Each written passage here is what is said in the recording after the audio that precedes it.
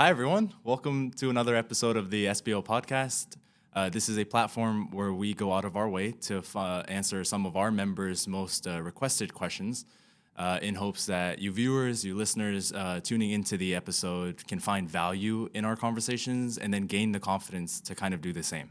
My name is Zain Syed. I'm the Vice President of Student Development at the University of Houston Source Supply Chain Professionals Organization, SPO for short. Today's episode is actually going to be covering the topic of life transitioning out of college. For those of you who might not know, I'm actually a senior myself, so this episode is actually near and dear to my heart because I'm in the phase of transitioning myself, as I'm sure many of you guys are as well, feeling a sense of anxiety for you seniors out there, feeling a sense of anxiety transitioning from the college lifestyle into the corporate workspace. Now, I do want to give a full disclaimer. This isn't an episode which is going to cover like 12 steps on how to be successful out of college, but I do hope to bring you the perspective of someone who has graduated recently and has the perspective of what it's like to be transitioning out of college. That being said, I'd love to introduce someone who I know, who I got to know recently. His name is Bauer. He recently graduated from the University of Houston. He actually also is a podcast creator and host. He's been gracious enough to provide us the studio for today. I'd love for you to introduce yourself, Juan. Absolutely, man. Thank you for being here. And what a great intro. This is the first time you do a podcast, you said? Yeah, it is. Insane. Such a natural, man.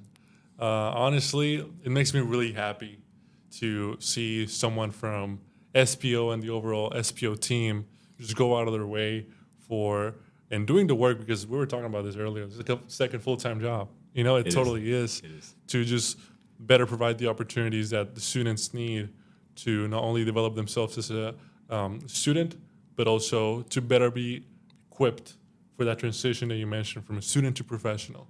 That is something that not a lot of people talk about in between that transition, but there's a lot of things that as a student graduating, you might want to be on the lookout for in order to better place yourself in a position of confidence, in a position of preparedness whenever you enter your first full-time job and or any like professional venture that you might do after college. It doesn't have to be corporate. But yeah, I'm Juan Pablo Orquez. I graduated from Bauer in supply chain May last year, 2025, and great program. I mean, I had my best time at Bauer, and I was in SPO for like 2 years. I started as a regular student, and like a lot of students, I made the mistake of not attending a lot of the events on my first semester. Right. But after that, I became a mentee, and I was in the alumni relations committee, and then I became a mentor for do you still do like cities for the? We do. Cities and countries. The London family. Okay. So that was the best London family is no more, unfortunately. Okay. Rest in peace, the London family. But I was in the London family mentor, and after that, I was in charge. The next semester, I was in charge of all the families. I was in charge of like the mentorship program. That was extremely fun, honestly. Like I always say, it reminds me of a conversation that I had with previous Dean Roger Berescott. And it was like, if you're not getting involved, then you're wasting your time, especially in a school like Bauer. And if you're getting involved in an org like SPO or MISO or Bauer Ambassadors, yada, yada, yada, and you're not striving for leadership like Zain, then you're wasting your time, you know? Because it's literally there for you to develop your skills as a leader, as a future professional, as a communicator, and it's there for you to take. So with that, yeah, I'm super excited to talk about this topic and to be here with you, Zain. This is actually the first time that I'm getting interviewed. I'm usually the one in your shoes. Yes, Juan had actually reached out to me. He was like, hey, just giving you a heads up that this is the podcast that I'm going to ask you some questions. I was like, wait a minute. Am I not supposed to be asking you questions? But no, it's great. Just like you mentioned, I'm glad to be a part of SPO and be a leader within the organization. Obviously, I came into the University of Houston being extremely reserved, and I wasn't really confident in selling myself. Obviously, now I've spent a few semesters in there. I've gained that skill, and I'm still nervous to be here, but it's fine. Zain, just in the topic of like selling yourself, a lot of people like from the times that I've heard you say it, you say it with such a like being low key about it. But this guy, tell him what you're doing for them, because like you're a full-time student. I am. You're a full-time worker. I am. You are an officer in SPO. I am. And not only that, but work-wise, you work 2 jobs. I do.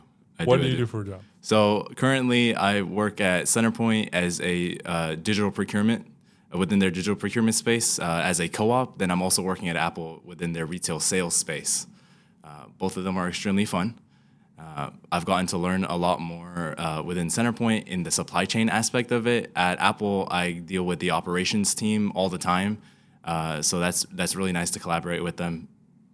I'll be honest with you, even though I work 2 jobs, being that I am a full-time student, I can take a lot from where I'm working and use that within my internship itself. So we're kind of wherever I'm going, I'm always using it as a learning space. Yeah. And when it comes time to interviewing for you students out there, it also helps out because now you have a lot more experience to speak on. 100%. And I don't know whether it's going to come out, and career fair is supposed to be soon. Very soon, on the 20th, for those of you listening. Prepare yourselves. I got my job at a career fair, so just saying. Yeah. Juan, I think, is the perfect person that I've reached out to for this episode, mainly because you are a recent graduate, unlike someone who might have been out in the field for a long time and kind of forgotten that transition aspect of it. You yourself are maybe even still transitioning a little bit, right?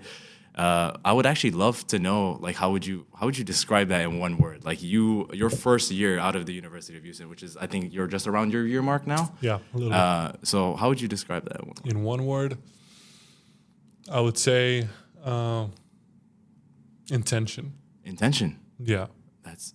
I would say. I mean, I'll start with something that's not very related to the professional field, but I think about this very often now, that you don't realize how much you walk when you're a student.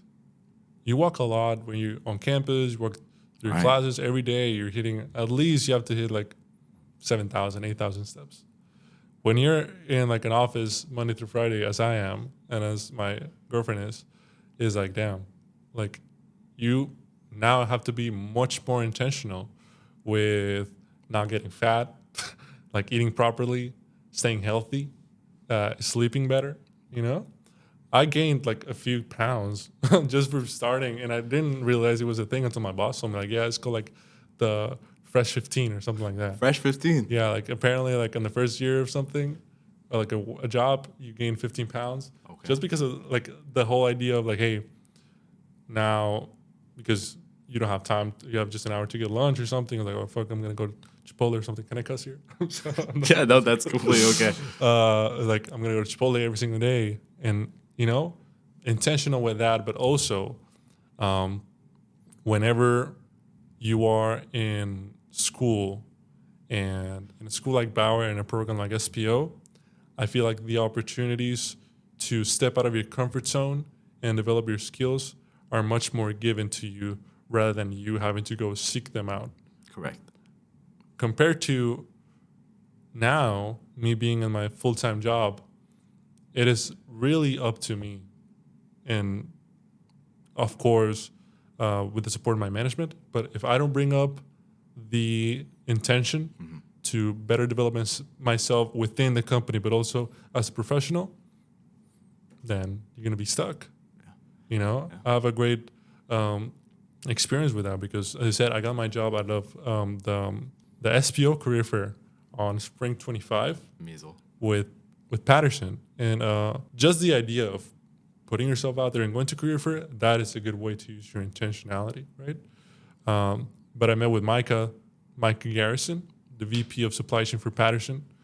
And right now, after the interview process and getting hired and working in supply chain, I've been in the role for almost 8 months now, a little over 8 months. Seeing the conversations that we have between Mike and I, and also with different people in like my straight manager, Damien, and a little bit of like my conversation with Scott, which is Damien's boss. I see the recurring thought in my head of like, how can I just be better, ask better questions, make sure that my intention of, hey, I care about my work comes across. Right.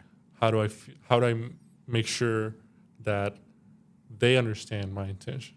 Yeah. You know what I mean? Yeah. So there's a lot of changes that often allow for opportunities to go unnoticed until you decide to be more intentional about it, and they then become more clear.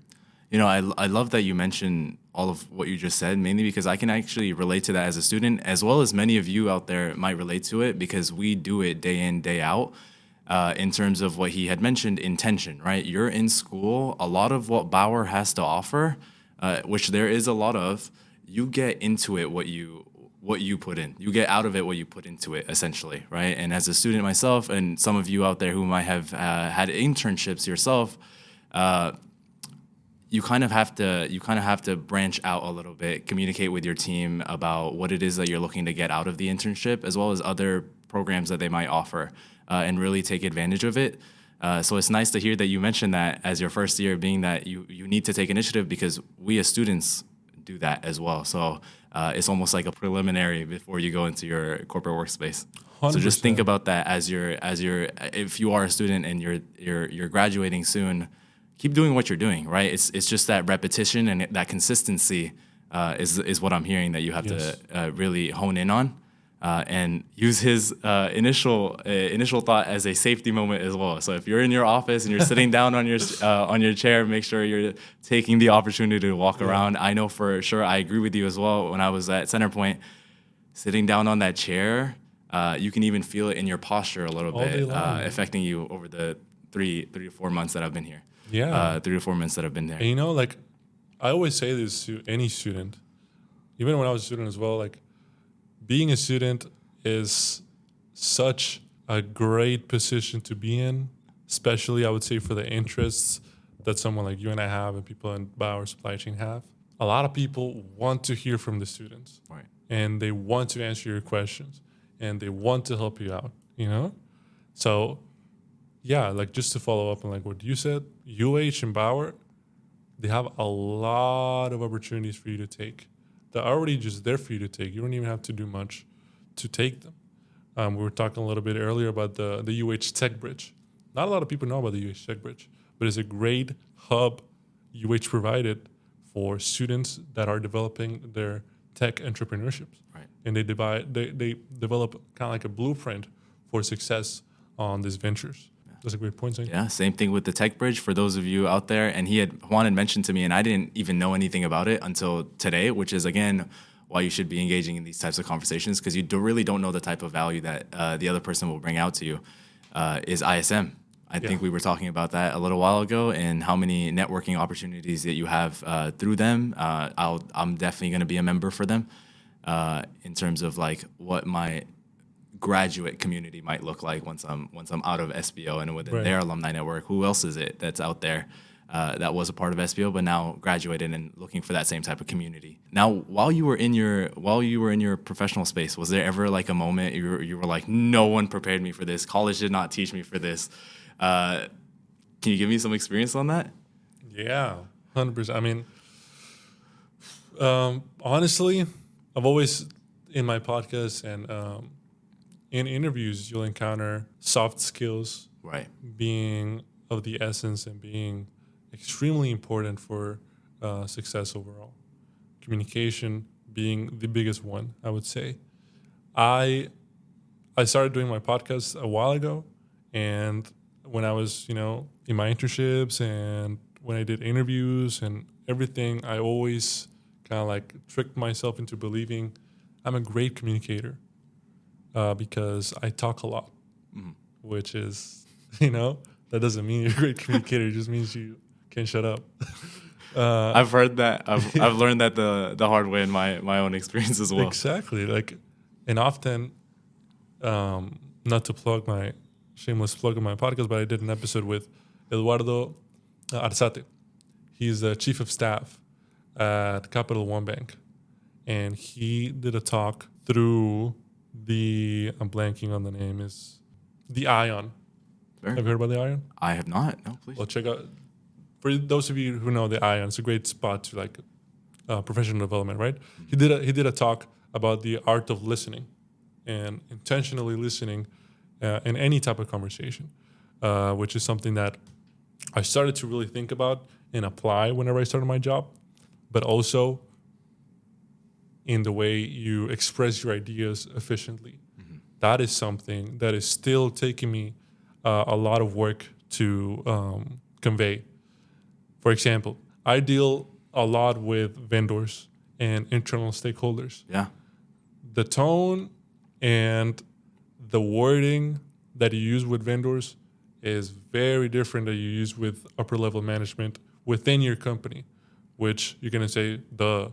But at some moments you forget what are the things that you're not supposed to mention at all in a conversation with your vendor because you talk about it so often with your upper level management within your company.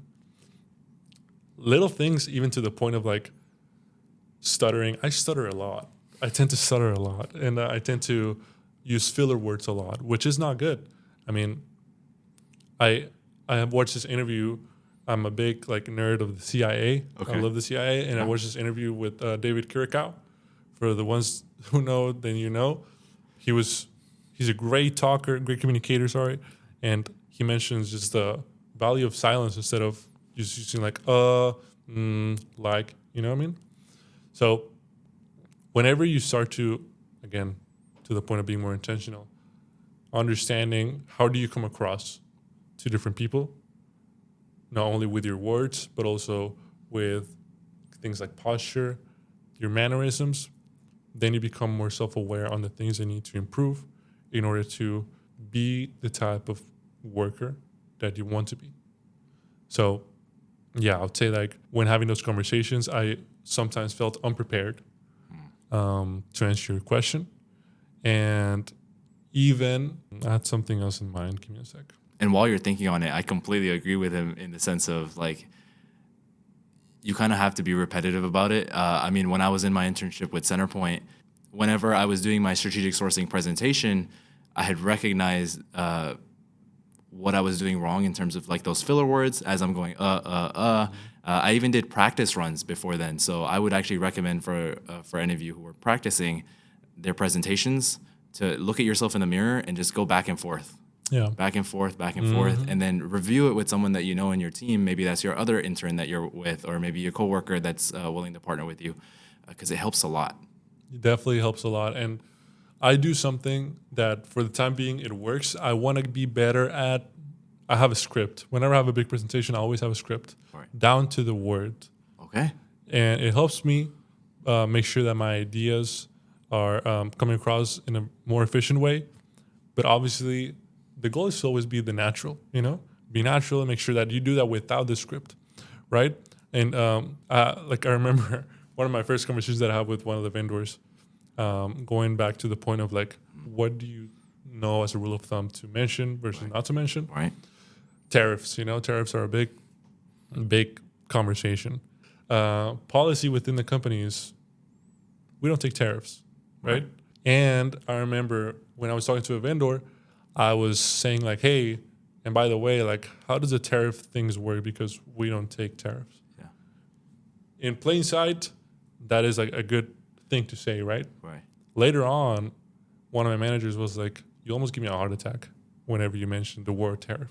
Okay. And I was like, no, but I was saying like, we don't take, I was like, you don't even mention the word tariff. Like that is a no. Like it's a no, and we don't take nothing. Yeah. And more than the idea of like tariffs and getting into that conversation, I want to highlight just knowing those rule of thumbs early on and caring enough to apply them as you move forward with important conversations. Yeah, I love that, and I like the fact that you bring up that that's not necessarily your company policy, right? Whenever you're working there, whenever I was in, what I'm trying to say is, if you are working for your company, each corporate lingo is kind of different, and their policies are different, their strategies are different. So when you're going into your workspace, what I'm hearing is just make sure you know that going into it, kind of learn their lingo, kind of learn their strategies, so that you don't stumble and then fall down, right? Yeah. Because Centerpoint, unlike Patterson UTI, works very differently around tariffs. compared to what you're telling me. So I'm glad that you mentioned that because each company is different. Yeah. As I'm sure as you were transitioning out of college, classes structure, right, and going into what looks like a full-time 9 to 5, right? How was that? How did you transition into a healthy way? Because in college, you have the class structure. You always, within your classes yourself, you always have a guided routine, right? A syllabus that you follow. Versus in the full-time role, you don't really have that. You're given a project, and it's, like you said earlier, it's up to you. I think that having like a initial structure to even your day makes things easier. Project based, which is something that it is my bread and butter. That is the way I work in my current role. It is I tend to, your rule of thumb for me is over communicate. Okay. With my management. That keeps obviously them updated and everything, but also keeps me in check for not forgetting anything. Yeah. Right? I can show you right now. This is kind of like my my notes app, and this is kind of like day to day of everything that I bring up on my one-to-one with my manager every single day. Yeah. And then this is like his feedback and like things I need to do better at, or like just to do differently. But it's just Oh, that goes back far. every single day, and this might be of like a week, just like a week or something. Yeah. That for me works much better than actually just having like hey, this is what I'm gonna do down to the minute every single day, because as you're gonna experience in your career, obviously, timeline for projects tends to change a lot. Correct. And it is better for me to keep this notepad and over communicate everything. Right. Obviously, like, know your audience for sure. You don't have to over communicate everything to like say like a VP. Right. But it works for me. It works for me. Keeps me in check. Keeps my work done, and makes things easier, I would say. So there's definitely something there. You're right. Like, it changes. You're used to a syllabus. You're used to everything giving. So like chewed down for you by school. So establishing those processes that work for you makes a difference. Yeah, I like that you mentioned over communicate, because I think when we're in school, a lot of the times we'll hear, don't overcomplicate like emails that you're sending out, or don't put so much information that it's difficult to read. You want to make sure it's easy to communicate to the person that you're reaching out to. Was that a difficulty as well? Because we hear that in school all the time. We want to communicate everything effectively, but now we're also being told not necessarily to definitely fill up the page. That's a great question, honestly. I remember this instance where I had to write up an email for some stakeholders, just updating them on something. And I went like full on, like this is what you need to do, blah, blah, blah, blah. It was a long email. Right. And a couple of times he told me like, hey, listen, like, people don't have time to read all of this. Right. Simple as that. Right. So just simplify, like, just write it way shorter and straight to the point. That's it. Whenever it's those conversations, especially through email, where you cannot really distinguish a tone, yes, keep it simple. Have you watched The Office? I have, yes. You remember, like, keep it simple, stupid? Correct. Just the KISS acronym. So yeah, it is. It takes a lot of again, intention, but also practice. But when it comes to the actual updating of, hey, how are the projects going, especially for that one-on-one that I have every morning with my manager, I tend to just give him everything that there is for reassuring myself that I'm not missing anything, right, and that he knows the full story. So yeah, as I said, know your audience whenever you are communicating anything. Right. And is this like a one-on-one meeting that you're having with your manager? Yeah. Like a daily deliverable almost? I realize, like, it's not as common. Right. I'm truly, truly grateful for the time that he dedicates to me. He dedicates to my development, to my work. And regardless of the fact, like, yeah, like, what I do also reflects on what he does. Right. But again, dedicating 30, 40 minutes of your time every single day to just, talk and help, it's really important to me. So Yeah, it's every morning. Yeah. Every 10:30. No, I think I can definitely agree with you on that, mainly because like you'll be in the office, and whoever your project manager is, everyone's doing a lot. So there's quite literally like you're assigned to something and they're assigned to something, like 10 other things, right? So it's difficult to remember what's being said in our conversations. So what I would typically do is when I was in Centerpoint, daily I would reach out to my manager to be like, hey, do you need support on anything or what's going on within what you're working on currently? Yes. And then I would give the same thing. It's almost like a team huddle in a sense, but it allowed everyone to be on level ground. And if there was any mistake that I was making, that would help me catch it quicker than later on down the line when I'm presenting. Oh my God. Yeah. And then you make a fool of yourself. So Exactly. I'm glad that you mentioned that, because I definitely think that's important. And I even noticed like people welcome it. Mm-hmm. It's a very open door policy within the corporate space, Yes. especially whichever company you're working for, is to speak on what you're working on, especially with your own project manager. They will be your support system almost. Yeah, and some piece of advice is set up those times, like make it like set in stone in the calendar, because I'm sure like management or your manager, I'm sure my manager, and this is something that came out from a conversation with my girlfriend. Yeah. They appreciate that intentionality of like, hey, I want to make sure that I'm doing everything right? And the guidance that you receive, and also every third month, I take it like every 2 months, every third month, just set up like an hour in their calendars. Like, hey, it's been 3 months. How have you feel like my performance has been? Like, have you seen like anything that you want to bring up right now that I can apply for the next 3 months? And so forth and so forth. I, as a manager, when that happens, I would appreciate that. Like, because it shows that they want to get better and they appreciate the feedback. 100%. Yeah. I actually had a question, and this is similar to what I'm doing now. As I'm graduating, of course, I'm looking for a full-time. With companies, you'll be doing your interviews and you'll go into a sort of like offer phase, right? Yes. I've always heard when I was in the office is the salary that you start off with, make sure that you start off with a concrete salary, like start off well. Okay.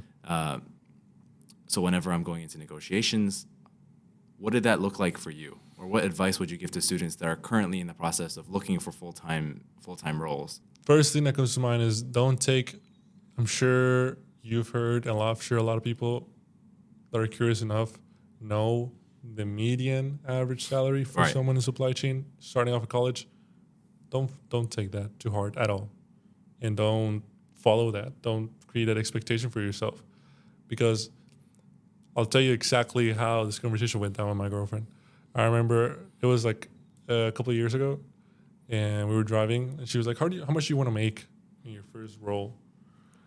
And I was like, honestly, like the average is like 70, so like 75 maybe. 75 seems like good. She was like, are you crazy? Like that's so low. And I was like, no, that's pretty good for average. And like that's kind of like how it goes. And she was like, I want to make $100,000 in my first role. And I was like, who's gonna pay you $100,000 to do what? Right. Like be straight out of college. And she was like, I don't know. It will just happen. And obviously not just like that, but like with very faithful person and like that type of conversation. And I was like, and more so in the sense like if you believe it will happen, like the only person that you're limiting by saying this is yourself. And I was like, that kind of makes sense. And I'm not gonna disclose how much I made. No, of course not. But it wasn't that, Right. It was more. Right. And after receiving the offer, I was like, damn, that average is so stupid because like it doesn't really contribute anything to the story. Correct. I would say because it's the first role out of school, there's a lot of things that are as important as salary. Obviously, like, hey, make your money, right? But focus on the people that are there. Make sure that there is room for you to grow. That is a solid project, a solid company. And for me, is like people, the people. Like I connected very well with management when I was interviewing. Yeah. And that to me really stood out. And now I'm seeing those results, like I feel like I have a great support system, like I'm 10 feet away from the VP of supply chain of the whole company. You don't see that often. But yeah, I would say honestly, negotiations in the first role is kind of tricky because in reality, the only actual experience that you have to leverage are your internships. And internship as a whole is just an experience for you to know what you like and what you don't like. Yeah. Very limited. It's 3 months. You don't do anything in 3 months. You get to go to an office, put a good face, learn as much as you can, and ask a lot of questions. But I would say that doesn't really apply to negotiation as like 10 years down your career. Correct. Going from a different role, full-time role, to a different full-time role in different companies, right? I would say more than that, more than resume-wise, know yourself pretty good. Like try to understand what are the things that you're good at, what are the things that you're not good at, and what are the things that you like to do, what you don't like to do, and what is an industry and department that you see yourself developing well. I always give the example like sales. Mm-hmm. Sales, you kind of dictate how much you earn in a way, but it's a different type of ball, different type of pressure. Not a lot of people can do it, but the people that do it and do it good, it kind of comes easy to them.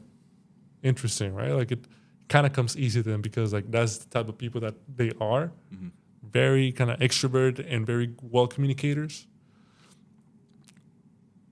More in the department of supply chain, there's a lot like different pieces of skills and soft skills that go into different type of roles.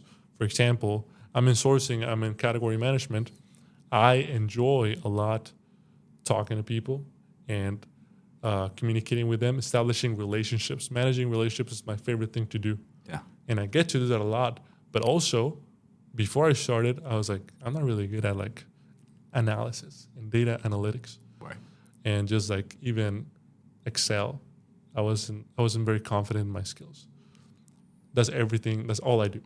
Now, like Excel, I'm in Excel every single day, and like I'm looking at numbers every single day, coming to conclusions from the numbers, very analytic side of things. But I also get to do the relationship building. So it's a matter of, instead of looking at it like, what is the experience that I have? It's a matter of, as you're coming out of college, what are the things that I know that I'm good at? Right. Yeah. Right. No, I'm glad you answered that question. My whole purpose, and it did make you a little bit uncomfortable to answer that question. I'm glad that you were able to answer. And I was kind of looking for that uncomfortable aspect of it, right? Because it's a difficult conversation to talk about. But I've heard a lot of members come up to me and talk about, hey, salaries and stuff. What are you expecting to graduate with? What are you expecting to graduate with? And truth be told, I will respond to them in the same way that you're responding to me, because it's not just about the salary. Don't look at the average. And I actually heard it from someone, a company that came up to one of our career fairs at one time, is look at what value that they're bringing to you, right? Yes. How can they develop you to become a subject matter expert in whatever you're going into, right? There's a statistic out there where there's less skilled workers within fields now. So figure out what field you want to go into, what it is that you're looking to develop yourself with, and which company can actually help support you in that. Because at the end of the day, I think that's what's going to grow you much further, to be able to tell your story, and again, be able to sell yourself, because salaries will always change. Yes. And dramatically so. So whatever you start off with, I think there's a bit of a misconception, and that's kind of what I was hoping for you to clarify on, right? And you did, is look what just develops you further.